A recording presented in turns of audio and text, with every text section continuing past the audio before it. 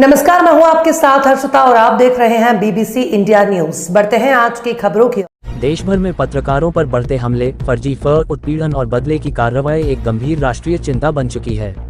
ताज़ा मामलों से यह साफ हो गया है कि सच दिखाने की कीमत अब पत्रकारों को जान की बाजी लगाकर चुकानी पड़ रही है। सबसे पहले बात करते हैं इंदौर की, जहां न्यूज़ 24 की टीम पर हमला हुआ। रिपोर्टर हेमंत शर्मा और कैमरामैन राजा खान जब आरटीओ में भ्रष्टाचार की रिपोर्टिंग कर रहे थे, तभी भीड़ ने उन पर धावा बोल दिया। कैमरा तोड़ दिया गया और कैमरामैन को बंधक बनाने की कोशिश की गई। उधर उत्तर प्रदेश के ललितपुर में पत्रकार देवेंद्र कौशिक पर SC/ST एक्ट सहित 8 गंभीर धाराओं में FIR दर्ज की गई। आरोप सिर्फ इतना था कि वे गौशाला की वास्तविक तस्वीर दिखा रहे थे। सच उजागर करना वहां जुर्म साबित कर दिया गया और उन्हें हिरासत में ले लिया गया।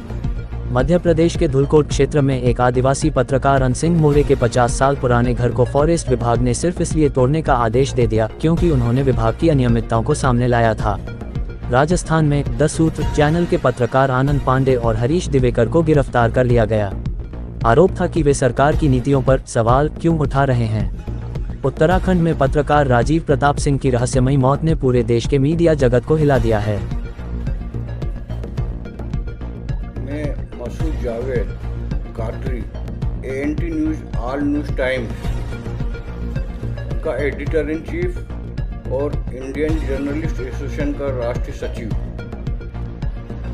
विषय है पत्रकार सुरक्षा कानून की राष्ट्रीय मांग के साथ 5 अन्य मांग देश के तमाम पत्रकारों की है। देश भर में पत्रकारों पर हमले, झूठी FIR, धमकियां और कई बार तो मौत तक, ये सब हम रोज सुनते हैं, देखते हैं, झेलते हैं। लेकिन आज सबसे बड़ा सवाल यह है कि क्या पत्रकार सुरक्षित है? 2014 से अब तक देश में सैकड़ों नए कानून बन गए, कई कानून संशोधित हुए, कई कानून खत्म कर दिए, मगर पत्रकार सुरक्षा कानून अब तक सिर्फ मांग बनकर रह गया है।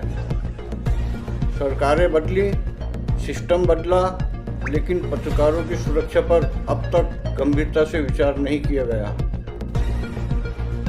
सवाल सरकार से है।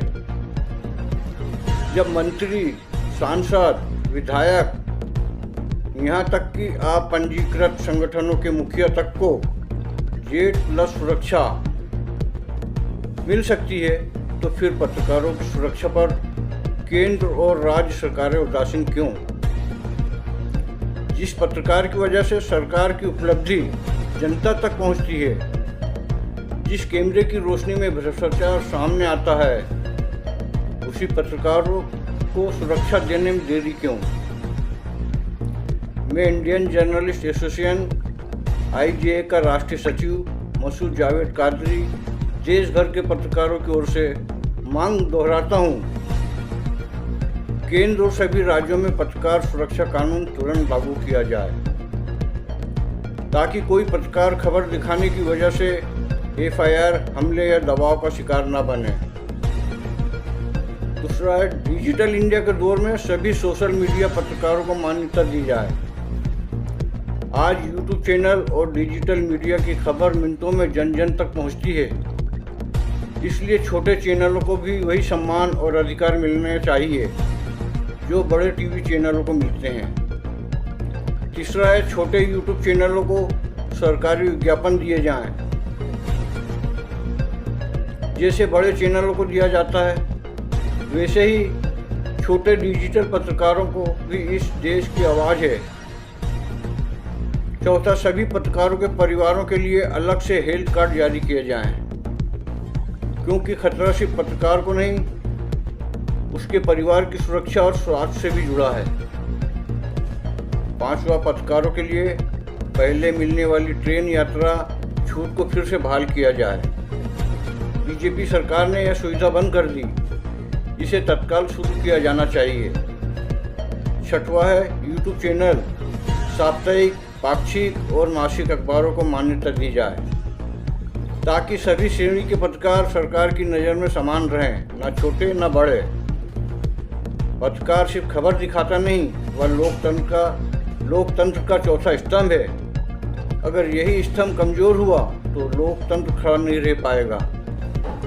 इसलिए हम मांग करते हैं, पत्रकार सुरक्षा कानून अब टाला नहीं जा सकता, ये समय की आवश्यकता है।